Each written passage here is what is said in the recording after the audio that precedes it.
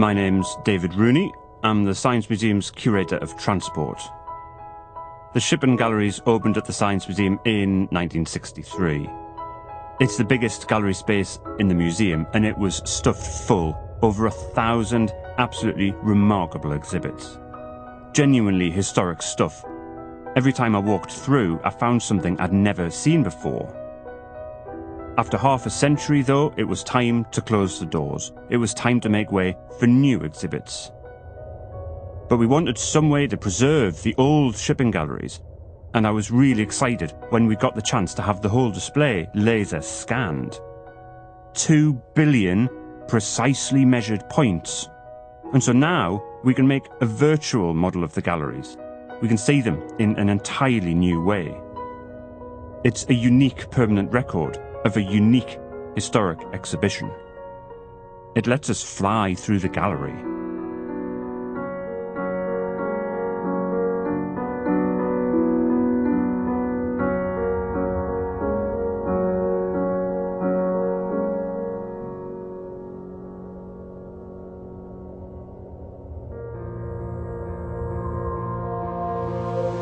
The marine engineering displays were my favourite, personally.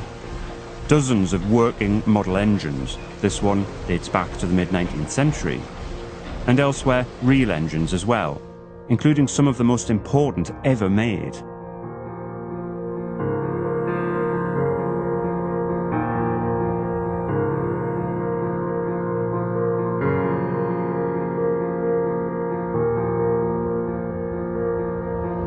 One of them's the world's first marine gas turbine. It's a Metropolitan Vickers engine, derived from a wartime jet that got fitted to a motor gunboat in 1947.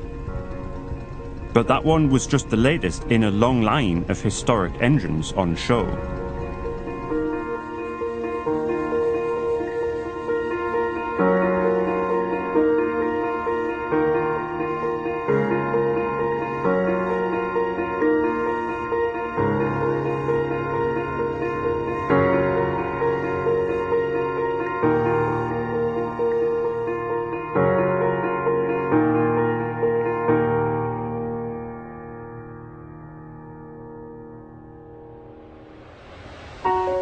And then there's the model ships, hundreds of them. We knew that there's just something very special about them.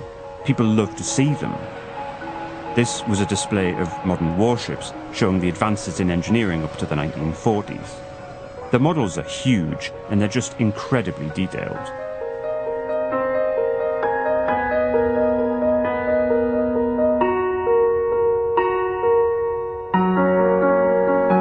But the gallery wasn't just for the biggest ships, or the fastest, or the newest.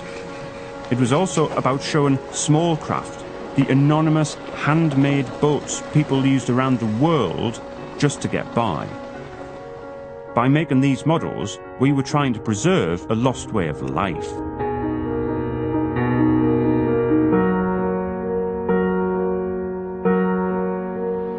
Some of our models tell heartbreaking stories.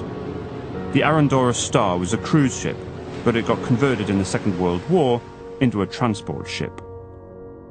In 1940, it got torpedoed. The circumstances were controversial. Hundreds of people were killed.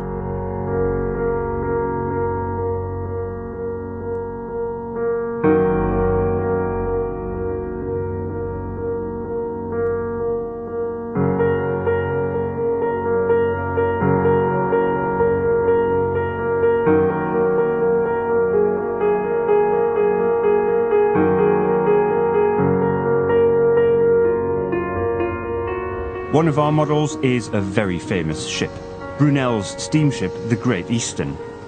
It was launched in 1858, and in its day it was by far the biggest ship in the world. It finally got scrapped in the 1880s, but not before it laid the first successful transatlantic telegraph cable in 1866, an incredibly important episode.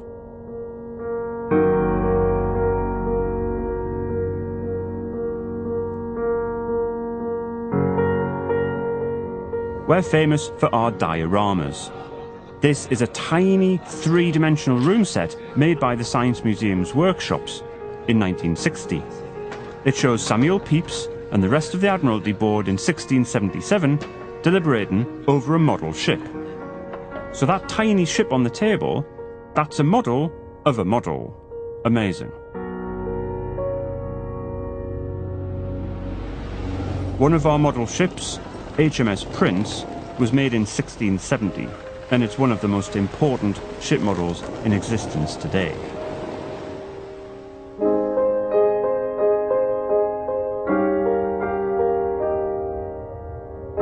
At the heart of the old shipping galleries was the figurehead from the 1824 ship HMS North Star.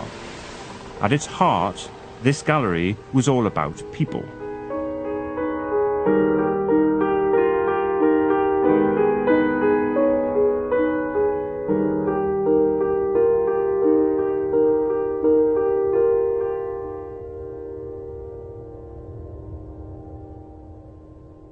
Time passes, technology changes.